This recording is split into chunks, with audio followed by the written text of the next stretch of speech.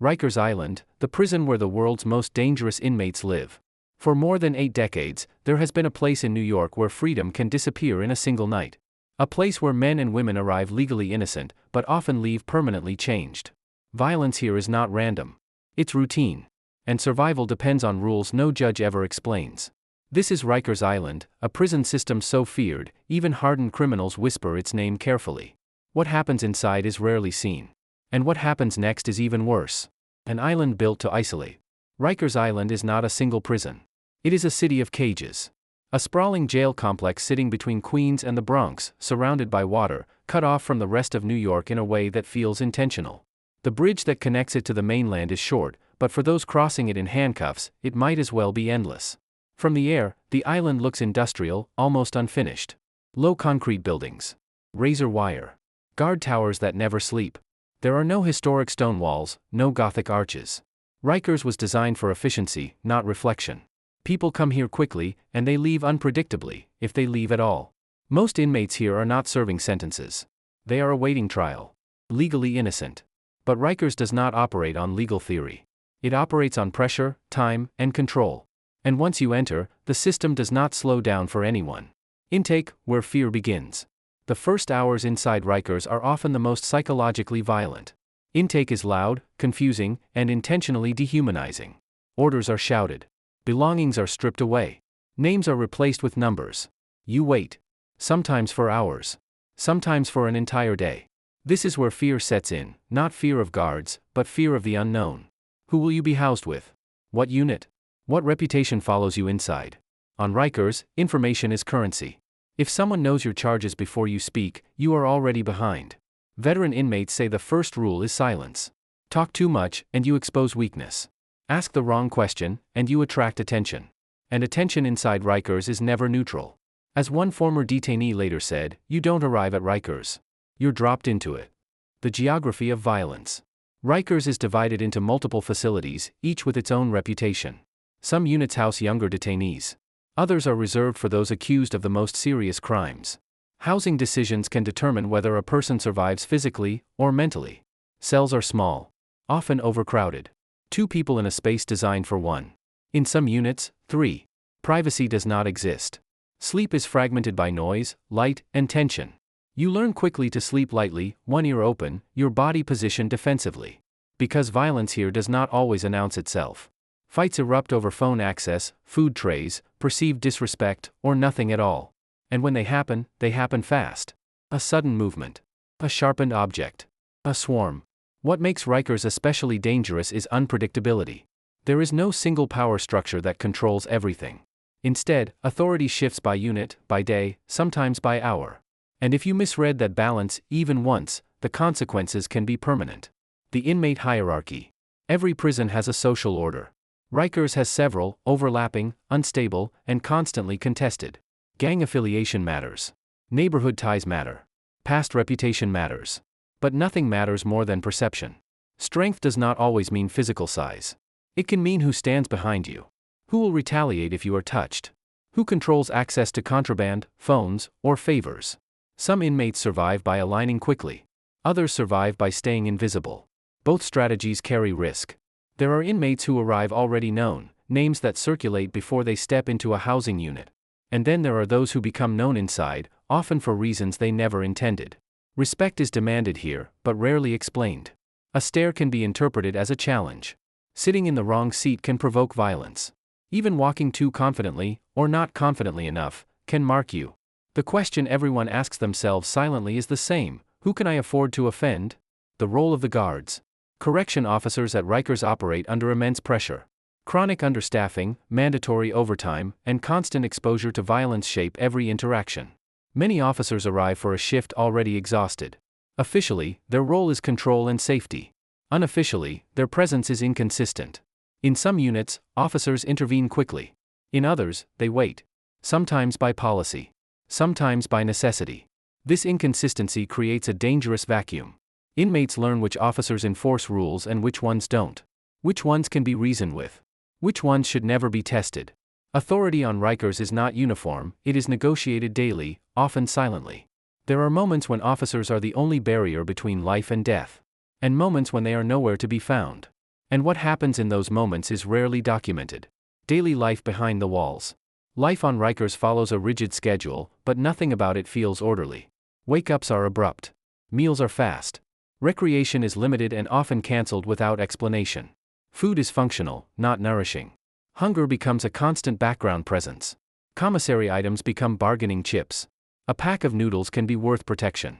A candy bar can settle a debt. Phones are lifelines. A few minutes to call family can anchor someone mentally. But access is limited, controlled, and often contested. Fights over phone time are common and brutal. Medical care exists, but delays are frequent. Mental health treatment, while officially present, struggles under the sheer volume of need. Many inmates arrive already traumatized. Rikers amplifies that trauma. Days blur together. Time loses meaning. And that distortion, the sense that nothing changes, is one of the most damaging aspects of the island. Punishment inside the punishment. When rules are broken, or when order is perceived to be threatened, punishment follows. Isolation units, sometimes referred to as punitive segregation, remove inmates from the general population. These cells are colder, quieter, and far more dangerous psychologically. Hours stretch. Human contact disappears. For some, isolation feels like relief. For others, it becomes unbearable within days. Studies and testimonies have linked extended isolation on Rikers to severe mental deterioration, anxiety, hallucinations, despair. And yet, for decades, isolation was used liberally. What's worse is that some inmates learn to fear general population more than isolation. When the outside world is more violent than solitude, punishment becomes protection. But protection always comes at a cost. Deaths that change the narrative. Over the years, deaths inside Rikers have forced the outside world to pay attention. Some were the result of inmate-on-inmate violence. Others involved neglect, medical failure, or suicide. Each death follows a familiar pattern. Public outrage.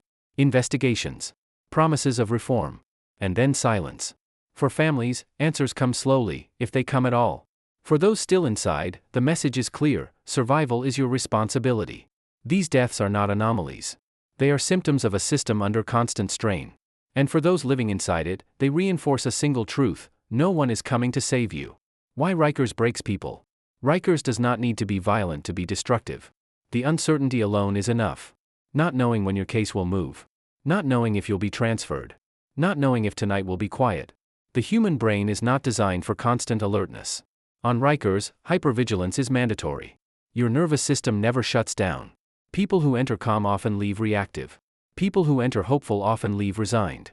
And remember, many who experience this are never convicted of a crime. What does that do to a person's sense of justice? Of trust? Of humanity? The plan to close Rikers. For years, officials have promised to shut Rikers down. Plans have been announced. Timelines drawn. New facilities proposed. But Rikers is not just a place, it is a function. And replacing that function has proven far more complicated than closing a gate. Every delay means more time, more damage, more stories that never make headlines. And for those currently inside, the promise of closure offers little comfort. Reform is always future tense. Survival is present tense. The island still stands. Rikers Island was built to hold people temporarily. Instead, it has held generations of trauma. It is a place where the line between punishment and neglect blurs. Where danger becomes routine. Where innocence offers no protection. The most unsettling truth is not what happens during the worst moments, but how normal those moments become. Because when violence becomes background noise, when fear becomes schedule, when survival becomes instinct, something fundamental is lost. And as long as the island remains active, that loss continues, quietly, relentlessly, just across the water from one of the most powerful cities on Earth. The question is no longer what Rikers does to people. It's what it reveals about the system that allows it to continue. The unwritten survival code. By the time someone has spent a few weeks inside Rikers, they begin to understand something no handbook explains. Survival here depends less on strength than on awareness. The island runs on unwritten rules, passed quietly from inmate to inmate, learned through observation and, often, pain. You never sit on another person's bunk. You never touch another person's property. You never insert yourself into conflicts that aren't yours. You mind your facial expressions. You learn how long to look at someone before it becomes a challenge. You learn when to move and when to stay completely still. Even silence has rules. Too much of it can make you look weak. Too little can make you look reckless. The most dangerous inmates are not always the loudest or the most aggressive. Often, they are the ones who speak the least, who watch everything, who understand exactly how chaos moves through a housing unit. People who ignore these rules rarely get a second lesson. And what makes this worse is that many detainees arrive with no guidance at all. First-time arrestees. Teenagers. People pulled into the system for the first time. They enter a social environment that punishes mistakes immediately and without appeal. On Rikers, ignorance is not an excuse. It is a liability. Youth inside an adult nightmare. For years, Rikers housed teenagers alongside adults. Even after reforms began separating younger detainees, the psychological damage had already been done. Young inmates are especially vulnerable. Their size, their fear, and their lack of experience make them targets. Some are pressured into affiliating with gangs for protection. Others are coerced into running errands, holding contraband, or taking blame for incidents they didn't cause. What begins as survival can quickly become entrapment. For these young detainees, Rikers often becomes their first introduction to violence as routine, to authority as inconsistent, to adulthood as something brutal and unforgiving. And once someone learns to survive in that environment, the skills they develop rarely translate well to life outside. Aggression becomes instinct. Distrust becomes default. The island doesn't just hold people. It shapes them. Mental illness and the breaking point. Rikers has long functioned as one of the largest mental health facilities in New York, by default, not by design. Thousands of detainees arrive with diagnosed conditions. Thousands more develop symptoms after entering. Depression, anxiety, paranoia, psychosis. The environment accelerates all of it. Noise never fully stops. Lights rarely dim completely. Privacy is non-existent. For someone already struggling mentally, these conditions can push them past their limits. Self-harm incidents are disturbingly common. Suicide attempts spike during periods of extended isolation or court delays. And while mental health staff exist, they are overwhelmed, understaffed, and often forced to triage rather than treat. For some detainees, acting out becomes the only way to be noticed. A violent outburst guarantees attention. Isolation guarantees quiet. Neither offers healing. And in a place where stability is rare, mental illness becomes not just a condition, but a danger multiplier. Power, corruption, and contraband. Where control is inconsistent, underground economies flourish. Rikers has long struggled with contraband, phones, drugs, weapons, and favors moving quietly through the system. Some of it comes from visitors. Some from compromised staff. Some through methods so improvised they defy belief. Contraband shifts power. A person with access can suddenly negotiate protection, influence outcomes, settle scores without lifting a hand. This shadow economy undermines every official rule. It fuels violence, debt, and retaliation. And it reinforces the sense that order on Rikers is fragile at best, illusory at worst. When survival depends on access rather than fairness, morality becomes flexible. And once that line is crossed, it is rarely crossed back. Court dates, delays, and desperation. Every detainee on Rikers is waiting for something. A court date. A decision. A chance to go home. But the legal system moves slowly, and delays are common. Cases are postponed. Attorneys change. Paperwork disappears. Weeks stretch into months. Months into years. For someone locked inside an environment as volatile as Rikers, each delay feels like a betrayal. Some detainees begin to plead guilty, not because they are guilty, but because the promise of a sentence feels better than the uncertainty of waiting. Time served becomes leverage. Freedom becomes negotiable. This is one of the island's quietest pressures. It doesn't bruise the body. It erodes the will. And once someone compromises their future just to escape the present, the damage is permanent. Those who adapt, and those who don't. Not everyone breaks in the same way. Some adapt. They build routines. Exercise. Read. Stay disciplined. They learn how to navigate the chaos without being consumed by it. Others unravel. The difference is often invisible at first. Two people enter on the same day, charged with similar offenses. One survives quietly. The other spirals. The deciding factors can be small. A supportive family. A prior experience with incarceration. A single violent incident that changes everything. Rikers does not treat people equally. It magnifies existing vulnerabilities and rewards emotional armor. But armor comes with weight. And carrying it for too long leaves scars that don't fade when the gates finally open. Release, the shock of freedom. Leaving Rikers is not a moment of pure relief. For many, it is disorienting. The noise disappears. The tension lifts. But the instincts remain. Former detainees often describe feeling exposed in public spaces. Overwhelmed by choices. Startled by minor confrontations. Unable to sleep without background noise. The island teaches constant readiness. Freedom requires adjustment. Some return to their families. Some return to court. Some return to the system entirely. And for those who leave without convictions, the memory of what they endured lingers without closure. There is no verdict that explains the suffering. No sentence that justifies it. Just time lost. What Rikers represents. Rikers Island is often described as broken. But broken implies accidental failure. What exists here is the result of decisions. Of priorities. Of a system that accepts harm as collateral damage. It holds people who have not been convicted. It exposes them to conditions that reshape behavior, mental health, and identity. And it does so within sight of one of the wealthiest cities in the world. The island is not hidden. It is simply ignored. And that may be its most disturbing feature. The island and the mirror. Rikers Island does not exist in isolation. It reflects the values of the society that built it, funded it, and allowed it to operate this way for decades.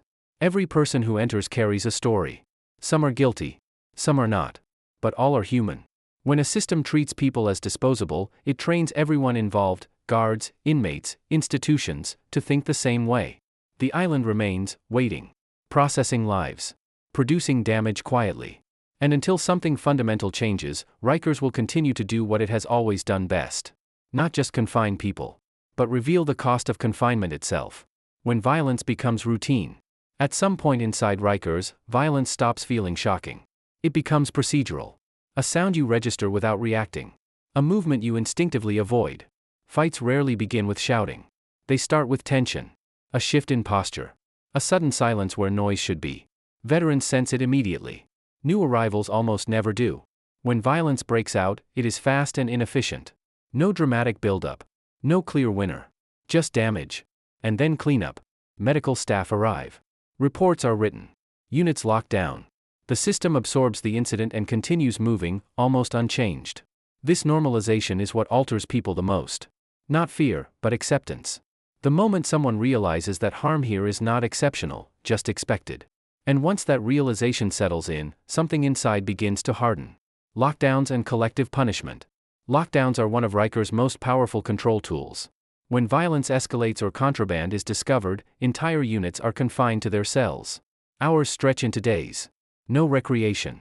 Limited showers. Food delivered cold and late. Phone access suspended. Tension compounds inside small spaces already stretched beyond capacity. Lockdowns punish everyone equally, regardless of guilt. This breeds resentment, not just toward the administration, but toward other inmates. One person's actions can cost dozens their last fragile comforts. This collective punishment reshapes loyalty. It discourages cooperation with authorities and encourages internal enforcement. Inmates police each other because the consequences of not doing so are shared. What begins as institutional control quietly transforms into peer pressure, intimidation, and internal discipline. The system steps back. The population steps in. The economics of protection. Protection on Rikers is rarely explicit. No contracts. No guarantees. Just expectations. Someone watches your back during recreation. Someone warns you before a search. Someone intervenes when tension builds. And in return, something is owed. Food. Commissary. Favors. Silence. Debts accumulate quietly. And debts here are not negotiable. When someone can't pay, the payment changes form. Forced participation in fights. Holding contraband.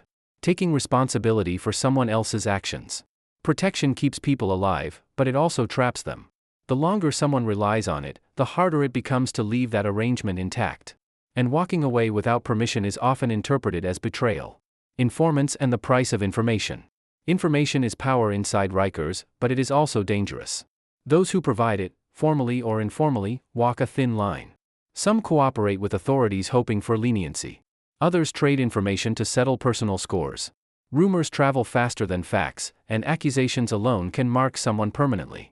Being labeled an informant can be more dangerous than being labeled violent. Trust evaporates instantly. Conversations stop when you enter a room. Eyes follow you everywhere. And once suspicion exists, denial means nothing. This constant uncertainty fractures any sense of solidarity.